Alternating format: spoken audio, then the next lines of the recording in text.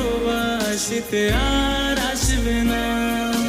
দেশে ছিলাম মাগো তোমার ছায়ায়, কর্মের দোষে এলাম প্রবাস জেলখানা।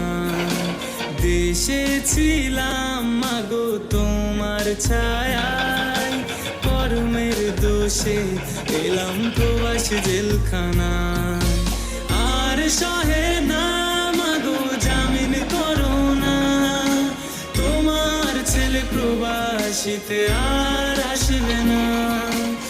আর সহে না মাগো জামিন করো না, তোমার ছেলে প্রবাসীতে